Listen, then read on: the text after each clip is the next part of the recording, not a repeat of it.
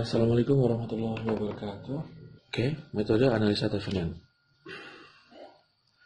Jadi, metode analisa Thevenin seperti apa? Metode Thevenin, ya, kita gunakan untuk menyederhanakan atau membuat rangkaian ekuivalen dari sebuah rangkaian yang rumit.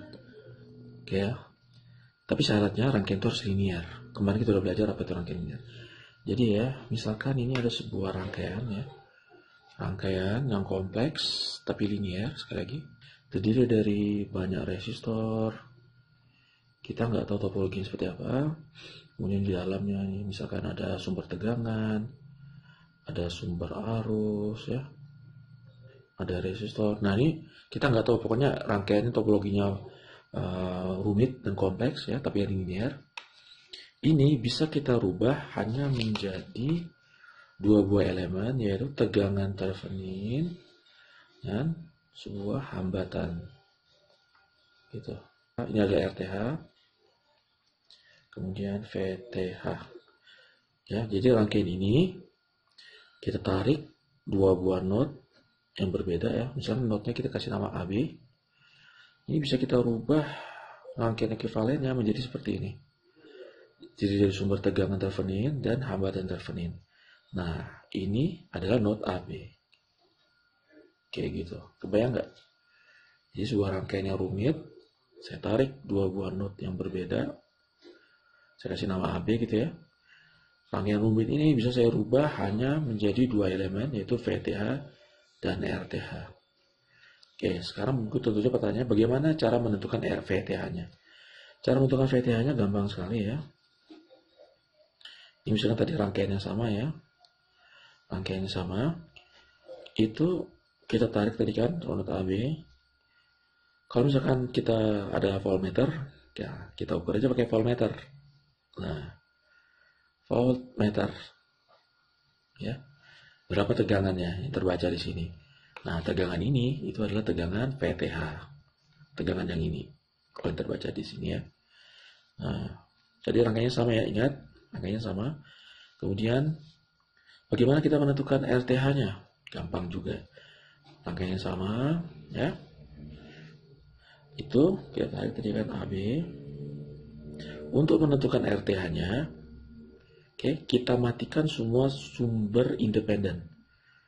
Jadi sumber kayak tegangan, sumber arus, itu kita matikan. Ingat, sumber tegangan, cara matikannya itu di short, ya. Sumber tegangan kita short, kemudian sumber arus itu kita putus. Gitu, ingat nih, ini nggak boleh lupa. Oke, ini jadi ingat ya, sumber tegangan di sini jadi 0, jadi tersisa hanya rangkaian yang terdiri dari komponen resistor atau komponen pasif yang linear. Nah, kemudian kita ukurlah dengan ohmmeter. Ohmmeter. Nah, kemudian terbaca di ohmmeter nih, yang terbaca itu adalah RTH-nya. Oke, jadi tinggal kita masukin saja. Berapa hambatannya, masukin sini. Berapa tegangannya, masukin ke sini. Jadi rangkaiannya rumit ini, jadi dia tinggal dua buah elemen saja. Enak kan dalam menganalisanya? Misalkan ini kita kasih hambatan gitu ya. RL. Berapa tegangan RL? Wah, kita bingung hitungnya nih. Tapi kalau sudah seperti ini kan enak. Misalkan dikasih RL gitu ya. Berapa tegangan RL? Gampang sekali. VRL itu apa? RL dibagi RTH plus RL dikali VTH. Pembagi tegangan kan? Kalau udah yang model seperti ini, berapa tegangan RL-nya? Ribet kita ngitungnya, analisanya. Ya, tapi kalau punya voltmeter kan enak, tinggal diukur aja ya. Nah, begitu juga misalkan ditanya berapa arusnya. Kalau gini kan enak ukurnya ya, ngitungnya. Nah, sekarang, Pak, misalkan kita nggak punya voltmeter gimana? Nah, kalau kita nggak punya voltmeter, atau karena kita ini yang menganalisa, gampang sekali.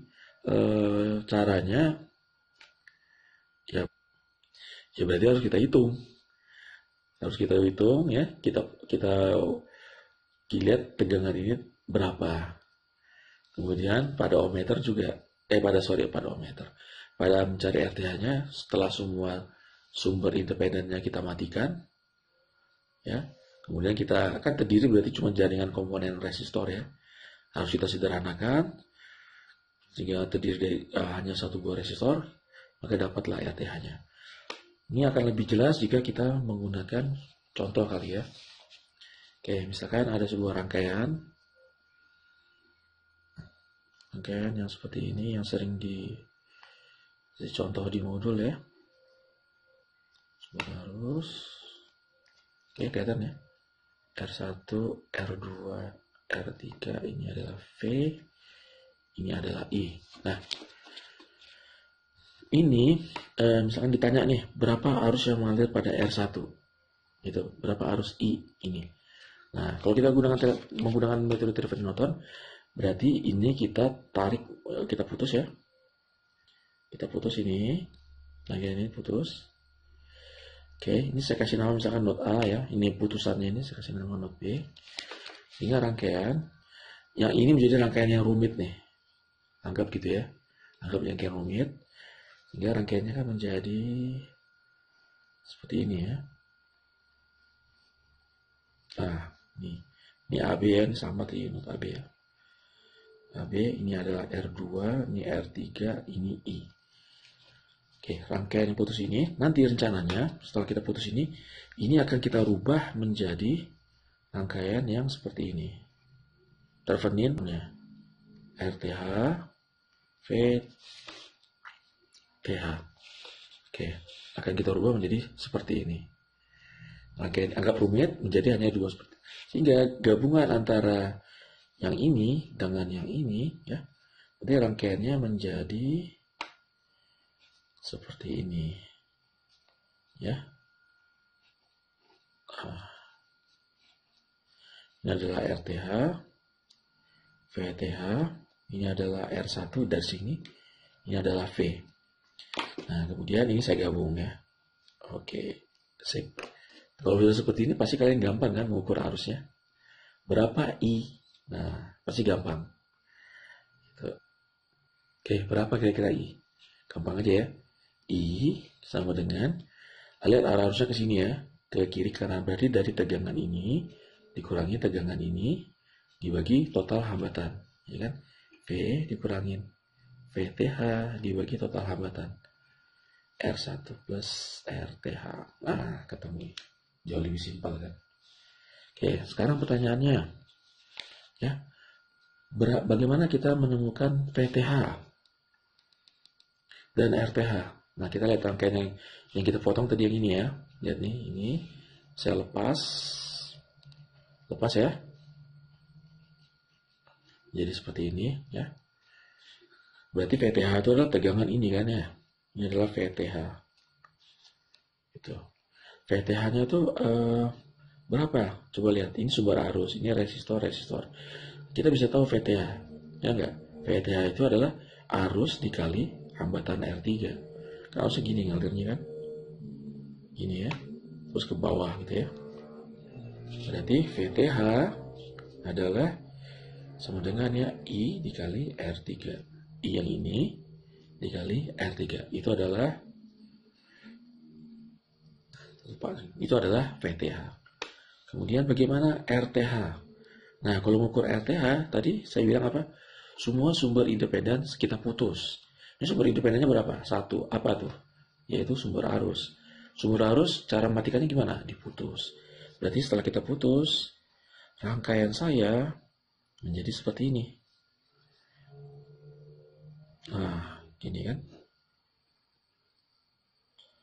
Nah, ini adalah RTH-nya. Kalau kita lihat dari sini RTH. Oke, berapa RTH-nya? Udah jelas RTH-nya adalah R3. R2-nya nggak ngaruh, lihat, karena dia tidak kemana-mana. Dia terputus. Jadi RTH-nya adalah sama dengan R3. Oke, maka kalau kita kembali ke persamaan ini, I sama dengan V dikurangin I kali R3 dibagi R1 plus R3. Itu dapat arusnya. Gitu ya. Ini harus kalian pelajari, harus kalian mengerti telepon ini.